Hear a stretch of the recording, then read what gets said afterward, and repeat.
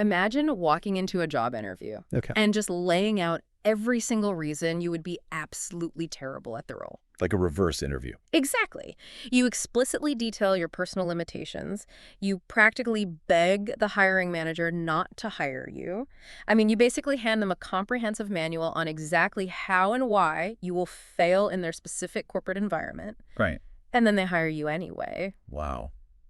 Yeah. Just so they can systematically punish you for the exact things you warned them about on day one. It sounds like a psychological thriller, honestly. It really does. But it is actually the central reality of the text we are examining today. Yeah. It defies standard business logic entirely. And that paradox is really the engine of this deep dive. So today we're looking at a solitary, incredibly striking translated diary entry, or, well, a personal essay. Right. It's this first-hand account of compounding personal and professional crises. And our mission today is to trace the precise mechanisms of a systemic collapse. Yeah, to really look at how a modern corporate environment, a medical diagnosis, and sudden personal tragedy can just intersect. And completely overwhelm a single individual. Exactly. We are talking about massive universal themes here: labor, dignity, grief. But we're viewing them through the incredibly sharp, focused lens of one person's lived experience. And the author opens the narrative with a really crucial framing device. Yeah, tell us about that. Well, they mentioned that an outsider looking at their situation might easily label their life as simply, quote, unlucky. Right, like, oh, you just had a bad run. Exactly. But they immediately reject that premise because, unlucky implies a random roll of the dice. A flat tire, a spilled coffee. Yeah, or the sudden rainstorm.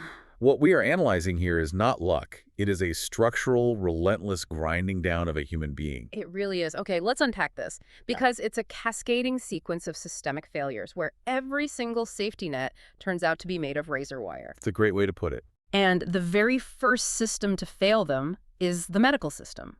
Or I guess society's interface with the medical system. Yeah. Because the catalyst for this entire downward spiral is a medical diagnosis. The author is formally diagnosed with a developmental disability. Yeah. But instead of this diagnosis acting as a tool for support, to help them out, the immediate, direct result is the loss of their full-time job. What's fascinating here is the paradox of the modern medical diagnosis, specifically regarding neurodivergence. How so? Well, it's staggering when you look at the mechanics of corporate employment. The clinical definition of a developmental disability provides a framework. It explains how a specific brain processes information or sensory input or executive function differently than the statistical norm. Right. Ideally, getting that diagnosis is supposed to provide an operating manual for that person. Yeah, because the societal narrative we are constantly fed by, like HR departments and LinkedIn influencers, is all about inclusive workplaces. Oh, absolutely. Treating neurodiversity as a superpower, right? The implication is that once you have the clinical vocabulary for your experience, the corporate world will just happily adjust its parameters to utilize your unique skills. But the text completely shatters that public relations illusion. It really does. Let's look at the underlying mechanics of standard corporate structures. A large corporation relies on standard operating procedures, SOPs. Okay. These procedures are designed for efficiency at scale. They assume a completely homogenized workforce. Right. Everyone acting exactly the same. Yes. They require standardized communication, standardized hours, standardized environments. Yeah. So when an employee receives a neurodivergent diagnosis and requests accommodations like maybe adjusted lighting or asynchronous communication? Exactly, or altered task structures. When they do that, they introduce friction into the SOP. And the machine does not tolerate friction. Not at all. From a pure ruthless efficiency standpoint, middle management often views adjusting an SOP for one individual as a threat to the operational speed of the whole unit. So, the diagnosis, which clinically is a tool for clarity, becomes administratively a liability marker. That is so dark. The author's attempt to find stability through medical understanding triggered a corporate immune response, basically, that ejected them from their full-time status. I think we really need to linger on the psychological trauma of that specific ejection. Oh, yeah. I mean, think about it. You go to a medical professional because you are struggling. You endure the vulnerability of testing and evaluation. It's exhausting. You finally get an answer that recontextualizes your entire life. And the immediate real-world punishment for seeking that truth is the destruction of your livelihood. It's brutal. The loss of full-time status isn't just about a biweekly paycheck. It is the instantaneous loss of identity, daily routine, and just a fundamental sense of safety. Right. You are immediately thrown into the base layer of Maslow's hierarchy of needs. Survival mode. Exactly. The cognitive load shifts entirely from professional development to sheer biological survival. How do I pay rent? How do I buy food? And this state of acute financial and emotional freefall drastically alters decision-making. Because you're desperate.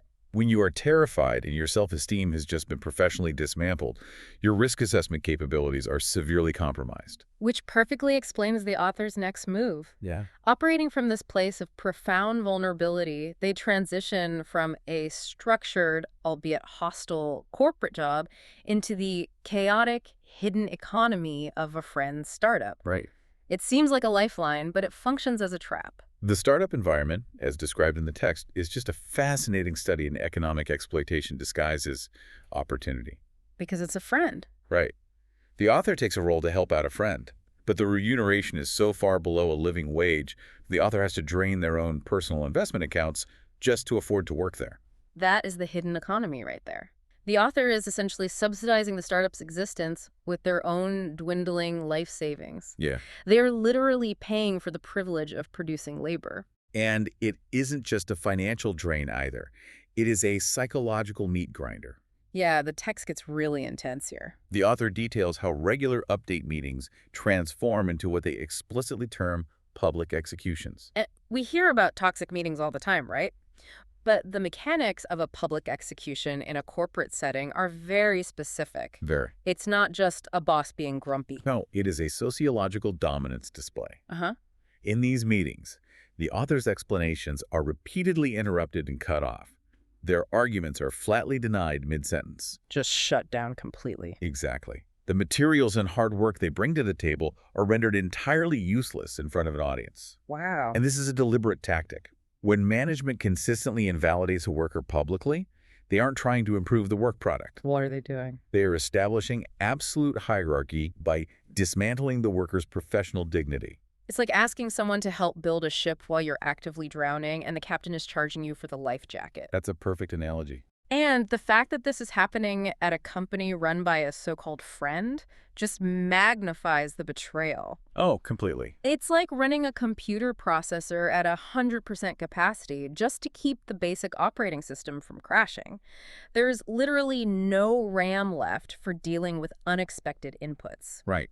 The author is burning through their financial savings while simultaneously burning through their emotional resilience. It is an unsustainable equation. Completely unsustainable, which is exactly why the author ultimately has to walk away. They just hit a breaking point. Yeah. They recognize that the cost of helping this startup is literally destroying them. But walking away from a toxic situation doesn't magically replenish the drained investment accounts. Right, the money's still gone. They have escaped the immediate abuse, but they are now in a more precarious financial position than when they started. So this forces a transition based purely on the desperate need for financial agency. Yes. The author gets an opportunity to return to their former workplace, the one they were at prior to the startup disaster. The problem: that job still doesn't pay enough to cover the basic, localized cost of living. And this is a critical indictment of the modern wage structure. It really is. Returning to the old job provides a sliver of familiarity, which they need, but it is mathematically insufficient. It just doesn't add up. Therefore, the author is forced into the exhausting juggling act of the modern gig economy. Right. They must take on a second long-term contract job, which the text refers to as Company A, just to establish a baseline of survival. Let's look at the ethical gymnastics the author performs here, because the text specifically notes that the author carefully ensures the industries of these two jobs do not cannibalize each other. Yes, that's such a key detail. They deliberately seek out a second job in a completely non-competing sector to avoid any conflict of interest or theft of trade secrets. It is a remarkable demonstration of personal integrity in an ecosystem that offers absolutely none in return. The author is highly strategic and highly ethical, actively trying to do the right thing. Yet the structural reality of contract labor forces them into a forced secrecy. Right. They must hide the existence of Company A from their old workplace and fiercely hide the old workplace from Company A. So what does this all mean? Yeah, what does it say about our systems? If a supposedly stable job requires a second long-term contract just to pay the bills, the definition of living wage is fundamentally broken. Completely broken. Yeah. And the cognitive load of living this double life must be staggering. Oh, I can't even imagine. We aren't just working twice the hours. You are constantly managing an intricate firewall between two identities. Yeah, you have to remember which calendar belongs to which persona. Ensure that meeting times never overlap visibly. And just live in a constant low-level state of terror that a simple slip of the tongue could result in the termination of both lifelines. Physiologically, that keeps the human nervous system in a perpetual state of fight or flight. Just constantly stressed. Cortisol levels remain constantly elevated. It is a high-stakes balancing act over a pit of financial ruin. Wow. Now, the text does offer a minor contrast here. The old workplace is described as somewhat understanding. Right, they know about the side gig. They are aware the author has a side gig, so there's a slight physical breathing room there, Yeah. even if the wages are depressed. But Company A, the new long-term contract, operates on an entirely different frequency. Oh, entirely. Entering Company A is where the author trades financial instability for a complete loss of bodily autonomy. Yeah. And this introduces us to the weaponization of human resources technology. Yes. A few months into the project at Company A, extreme micromanagement is implemented. Like, how extreme are we talking? The author describes a 50-year-old manager who demands a suffocating level of operational visibility. Oh.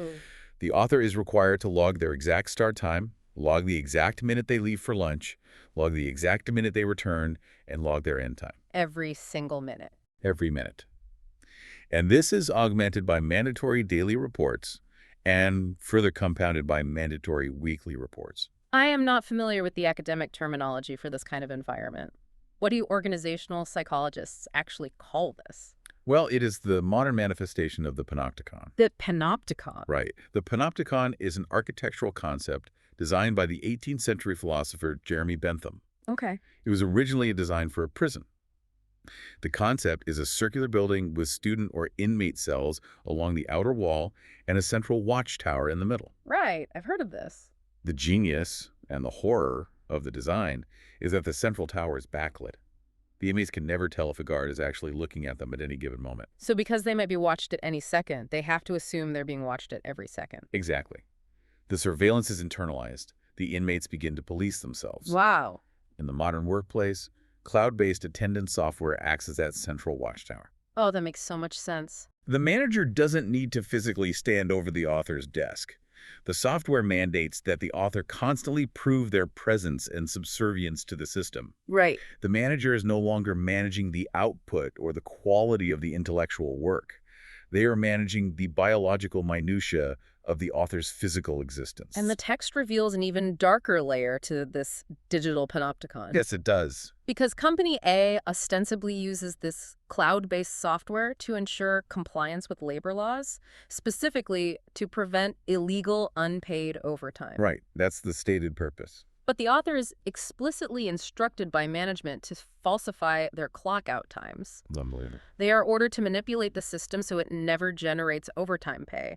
The author notes they have never, not once, logged their true working hours. If we connect this to the bigger picture, this phenomenon requires a specific term. We can call it the compliance paradox. Compliance paradox, I like that. It occurs when tools explicitly built to enforce labor laws and protect workers are inverted by management to automate wage theft and basically to protect the company from liability. So it's protecting the company, not the worker. Exactly. The digital ledger, which is treated by auditors and HR as objective truth, is actually a forced fiction. We culturally view technology as a neutral arbiter, right? Oh, constantly. Like if the software logged it, it Yeah. must be the objective reality. But here, the technology is literally a tool of wage theft and extortion. Yes. Because if you don't falsify the record, you lose the contract. You're out. The employee is forced to become complicit in their own exploitation. I mean, have you ever been forced to lie on a timesheet just to keep the peace? It's wild. The demographic detail the author provides the 50-year-old manager is also vital here. Why is that? It highlights a profound generational clash regarding the philosophy of work. Mm-hmm. This manager is operating on an industrial-era paradigm. Right, like factory work. Exactly. Where physical presence or in this case, digital logged presence, equates directly to productivity. It is a management style rooted entirely in surveillance because it fundamentally lacks trust. And when a manager relies on surveillance rather than trust, they strip the employee of professional autonomy. Completely. But the surveillance at Company A doesn't just stay neatly within the bounds of standard working hours. It aggressively colonizes the author's private life. Yes, it bleeds over. Which brings us to the conflict over the placeholder. Right, so navigating this exhausting dual-job existence, the author experiences a family emergency that requires them to step away during the day. Something that happens to literally everyone. Everyone. But because Company A's system is incredibly rigid, where failing to meticulously log an absence results in formal disciplinary warnings, the author blocks out their digital calendar with a generic placeholder to signal they will be unavailable. Which is standard operating procedure in almost every modern office. Right. You lock the time so people know not to book meetings. But the manager's reaction to this is visceral. Completely unhinged. They accuse the author of having too much private time. They demand an itemized accounting of exactly how and when this specific block of time will be made up. Yeah. And then they deliver this chillingly condescending directive: don't forget you work 9 to 18. The fixation on the 9 to 18 schedule is incredibly telling. Really? How so? Let's look at the sociological evolution of middle management. In heavily bureaucratic organizations, middle managers often lack the authority to actually change business strategy or influence high-level outcomes. Right, they're just cogs in the middle. Their power is strictly positional. Therefore, their entire value to the organization is demonstrated by enforcing compliance to micro-rules. I have to ask, though, why does management care so deeply about a calendar placeholder if the actual project work is getting done? That's the real question. Like, is this just a pathological need for control, or is there an actual management theory driving this behavior? It's a mix of both, but heavily weighted toward bureaucratic self-preservation. From the manager's perspective, any deviation from the visible schedule is a threat to their perceived control. Ah. If an employee can autonomously manage their own time and still produce the work, it renders the manager's surveillance role obsolete. They prove the manager isn't needed. Exactly. Therefore, the manager must pathologize private time. The concept of a human emergency is entirely erased. Wow. The author is treated as a biological machine that has illicitly powered down during designated operational hours. The author perfectly captures this dynamic in the text. Yeah, that one quote. They describe the manager as a not-so-great person speaking to me from a high and mighty position. Such a brilliant, biting observation. It perfectly distills the essence of positional authority devoid of actual leadership capability. It is someone using a tiny sliver of institutional power to inflict misery, simply to prove that they hold the power. But you know, the cruelty at Company A runs much deeper than rigid scheduling. It does. It is structurally embedded in the company's hiring practices, which leads us back to the psychological thriller aspect we discussed at the very beginning of this deep dive. This is the part of the narrative that just completely defies logic. Yeah. The author details the interview process for Company A. Recognizing their own limits and likely spotting red flags in the job description, the author decides to use radical transparency. Right. They disclose the entirety of their developmental disability. They specifically list the tasks they cannot perform. Yes. Their explicit goal is to sabotage their own candidacy, to fail the interview. It is a defense mechanism of over-disclosure. Right? The author is attempting to build an insurmountable wall of disqualifying facts to protect themselves from entering a toxic environment. They're trying to save themselves. They are handing the company a blueprint of their vulnerabilities, trusting that the corporate machine will reject the incompatible part. Here's where it gets really interesting. Yeah. Because the machine consumes them anyway. It just swallows them whole. They are hired. And almost immediately, the company management begins aggressively assigning the exact tasks the author had explicitly stated they could not do. Right. And when the author inevitably struggles, they are met with relentless sarcasm and derision. This raises an important question, though. It really demands a structural analysis. Why would an organization behave this way? Well, I really want to push back on the idea of a cohesive, sadistic corporate culture here. Okay. A massive company isn't a single evil brain operating with malicious intent, right? Isn't it far more likely that this is just massive bureaucratic incompetence? I mean, Like, the external recruiters or the HR department, who are incentivized simply to fill seats, probably never communicated the author's disclosed limitations to the actual project managers on the floor. that is a very strong and likely accurate pushback. Right. In large, siloed organizations, the handoff between talent acquisition and operations is notoriously terrible. HR checks a box to fill a quota, and the manager inherits an employee without ever seeing the interview notes. They're totally blind to it. However, while the intent of the hiring might be rooted in bureaucratic incompetence rather than coordinated sadism, the result on the floor rapidly becomes targeted bullying. Right, because once the author is in the seat, the manager doesn't care why the author can't do the task. No, They only care that the KPI isn't being met. precisely. And instead of addressing the mismatch, the management culture resorts to weaponized vulnerability. Which is just so cruel. They use the author's struggles as fodder for sarcasm. The text notes that this behavior is so overt that even the author's teammates openly recognize it as undeniable workplace bullying. And when bystanders who are usually heavily incentivized by self-preservation to ignore toxic behavior actually speak up and label it as bullying, you know the environment is profoundly toxic. Absolutely. And this bullying inevitably escalates from verbal derision into a formal procedural mechanism to remove the author. Right. Which brings us to the legal and operational concept of constructive dismissal. The impossible trap. The author is handed an impossible task. They are instructed to create a highly complex, high-resolution plan. Right. Now, the text specifies that this kind of planning normally requires an employee who is deeply, specifically specialized in that domain. Extremely specialized. But the author is a general contract worker. Furthermore, their performance on this task is being evaluated directly against regular full-time employees who possess over 5 years of specialized, senior-level experience. Let's break down the mechanics of constructive dismissal here, Okay, let's do it. particularly regarding contract workers and employees with documented disabilities. In many labor jurisdictions, it is highly problematic and legally risky to fire an employee shortly after they've disclosed a disability. Because it looks like discrimination. Exactly. The company opens itself up to discrimination lawsuits. So they can't just fire them for being neurodivergent. Correct. Yeah. So HR departments and management employ a workaround. They must create an unimpeachable paper trail of quote-unquote performance failure. To do this rapidly, they assign a task that the employee is statistically guaranteed to fail. Like an impossible metric. An impossible metric, an unachievable deadline, or a project requiring skills the employee explicitly does not possess. Wow. When the employee fails the impossible task, the company documents it. They aren't firing the person for their disability. No, they're terminating the contract for documented poor performance. Yes. It is a highly engineered liability shield. It's like asking someone who just learned to jog to run an ultramarathon against seasoned pros and telling them if they don't win, they're fired. That is exactly what it is. It is a completely rigged game. And, where is the dispatch agency in all of this? Oh, that's a whole other layer. Because the author is a contract worker, meaning they are technically employed by an agency that leases their labor to Company A. Isn't the agency supposed to advocate for their worker? In theory, yes. In practice, the economics of dispatch agencies dictate otherwise. The dispatch agency's actual client is Company A. The corporate client pays the massive retainer.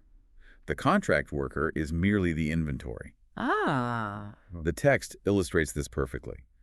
The dispatch agency contacts the author not to offer support, but simply to deliver a threat. A threat. They inform the author that the project owner at Company A is actively plotting to close the position. If the impossible plan isn't executed flawlessly, the contract will be terminated. So the agency acts merely as a Grim Reaper, a courier for the execution order. Yes. They offer no defense, no mediation. The author is entirely isolated, facing a manufactured systemic failure designed specifically to destroy their income. And the author's emotional and physical bandwidth is now entirely consumed by this artificial crisis. They're running on empty. They are navigating severe sleep deprivation, the trauma of continuous bullying, and the imminent collapse of their financial survival strategy. It's just a nightmare. And it is precisely at this moment of absolute maximum tension that the narrative fractures. It shifts from a sociological critique of the workplace into an acute, devastating biological tragedy. Yeah, as if the crushing pressure of the workplace wasn't enough. Right at the deadline for this impossible work plan, an emergency strikes at home. A real emergency, The text reveals that 2 weeks prior, the author had taken in 2 rescue kittens. which is such an act of hope. It is, and they were incredibly fragile, less than 2 months old. The female kitten had been struggling with diarrhea since she arrived. Right. The author had been carefully monitoring her, but right as the professional crisis peaks, the kitten's condition plummets. Just devastating timing. The author rushes her to the veterinarian and receives a catastrophic diagnosis: feline panleukopenia. To truly understand the weight of this moment, we have to dive deep into the cellular mechanics and biological history of feline panleukopenia. Also known as feline distemper, right? Yes, this is not a standard upper respiratory infection or a minor parasite. Hmm. It is an incredibly resilient, highly infectious parvovirus. How does it actually operate within the kitten's body? Because it sounds terrifying. It is. Viruses cannot reproduce on their own, right? They must hijack the machinery of a host cell to replicate. Okay. Feline panleukopenia specifically targets rapidly dividing cells in the feline body. In a growing kitten, the two areas with the most aggressive cell division are the mucosal lining of the gastrointestinal tract and the bone marrow. So it attacks the gut and the immune system simultaneously? Exactly. By attacking the bone marrow, the virus aggressively suppresses the production of white blood cells. Which are the very cells the kitten needs to fight off the infection? Yes, that is literally what panleukopenia means, a total deficiency of white blood cells. Oh, wow. Simultaneously, by destroying the lining of the intestines, the virus causes severe, continuous diarrhea and vomiting. The intestinal tract loses all ability to absorb nutrients or water. The biological math is terrifying. Because the text notes this virus has a 75% to 90% mortality rate in kittens. Yes, it's incredibly lethal. And the tragic timing is that the author was just about to get them vaccinated. The virus slipped through a tiny window of vulnerability. And the human tragedy here is the total loss of agency. Right. Think about it. In the workplace, the author was systematically stripped of professional agency by a hostile manager and an impossible task. Right. Completely powerless. Now, in the veterinary clinic, they are stripped of medical agency. Because it's a virus, there is no antibiotic that will cure it. There is no specific drug the vet can administer to kill panleukopenia. So what is the medical protocol then? Just waiting. It relies entirely on supportive care and the kitten's own immune system. The vet tries to keep the kitten hydrated with intravenous fluids and prevent secondary bacterial infections, Hoping for the best. hoping the kitten's depleted bone marrow can somehow manufacture enough antibodies to neutralize the virus before the dehydration causes complete organ failure. But the text describes the grim physiological reality. Yeah. Because the virus has destroyed her gut lining, the kitten refuses to eat. The continuous diarrhea is rapidly draining vital proteins and minerals. Exactly. She is physically losing the exact biological fuel her body requires to synthesize antibodies. Her strength is tangibly vanishing. It is a horrific slow-motion systems collapse. Mm-hmm. And by day 4 of this ordeal, the narrative reaches its darkest inflection point. It's so hard to read. The veterinarian gently advises the author to take the kitten home for, quote, home care. And the author's reaction to this phrase is so stark, they don't engage in denial. Not at all. They write explicitly that they understand home care in this context is a gentle professional euphemism. Right. It translates to, the cellular math has failed. Her bone marrow cannot recover. There is no medical intervention left. Let her pass away at home. Let her pass away at home rather than in a steel cage. The unflinching acceptance of this reality requires immense fortitude. It really does. The author is forced to accept a profound helplessness. They are trapped in a vice. Yeah. On one side, the relentless manufactured cruelty of the corporate machine demanding an impossible plan. On the other side, the indifferent biological cruelty of a microscopic virus dismantling a life they tried to save. I want you to picture the sensory reality of the author in this moment. The text specifies it is the heavy heat of summer. Right. The author is sitting in their apartment, the air thick and warm, holding an infant animal that is actively fading away. It's heart-wrenching. They are forced to mentally calculate the logistics of death, how to manage a tiny body in the summer heat, how to arrange a funeral. Yeah. And sitting on a desk just feet away is the laptop containing the impossible rigged work plan that will dictate whether they can afford rent next month. The compounding grief is absolute.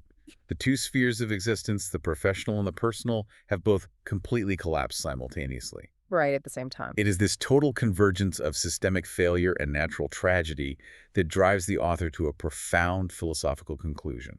Yeah, in the closing lines of the narrative, the author reflects on this impending dual loss, the simultaneous termination from Company A, and the inevitable death of the kitten. Yes. And they return to the concept we opened with. They state that while living an unlucky life is one thing, what they are experiencing feels cosmically different. It feels targeted. They write of a deep resentment toward the star they were born under, constantly asking, why is it always like this? This shift from logistical accounting to cosmic questioning is a perfectly rational response to the stimuli they have endured. Right. When you meticulously follow the rules, seeking a medical diagnosis, finding a job, ensuring your contracts don't cannibalize, taking in a rescue animal, Doing everything right. and every single system actively punishes you for it, feeling cursed by the universe is a logical deduction. Because it is the difference between an isolated event of bad luck and a systemic cascade. Bad luck is a singular point of friction. The author is trapped in a grinding machine. They are surviving a world that demands absolute, robotic perfection, flawless timesheets, impossible project plans, 9 to 18 adherence, Right. while offering zero structural grace when the fragility of biological life inevitably asserts itself. The narrative exposes the core delusion of our heavily bureaucratized society. The assumption that human beings are static, unchanging variables. Wow. Corporate software and middle management protocols assume a worker is a machine that outputs labor at a constant rate. But humans are biological entities. Right. We're not machines. We are subject to neurological complexities, profound grief, and sudden illness. When the rigid corporate system collides with the fragile reality of human existence, the system is not designed to adapt. It is designed to crush the anomaly. Which brings us to the core realization this text demands of us. Yeah. When we operate in these professional environments and we see someone missing a deadline or acting distracted or utilizing a generic calendar placeholder, our default programming is often to judge the output. We assume incompetence or laziness. But we almost never see the invisible compounding tragedies operating behind the screen. We only see the missed KPI.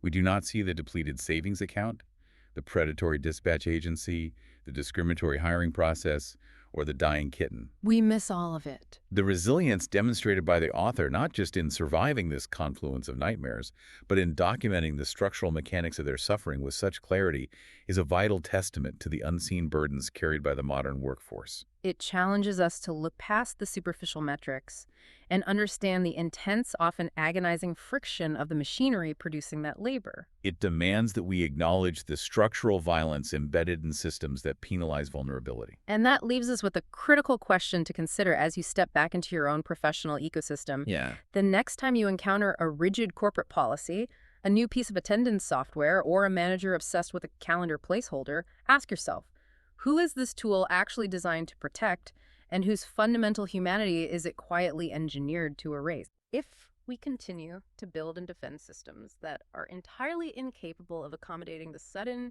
tragic fragility of life, whether that is a neurodivergent diagnosis or the loss of fragile rescue kitten, are we actually building a functioning society, or are we just maintaining a very efficient, very cruel machine? Thank you for joining us on this deep dive. Carry the mechanisms of this story with you, interrogate the systems you participate in, and practice radical empathy. We'll see you next time.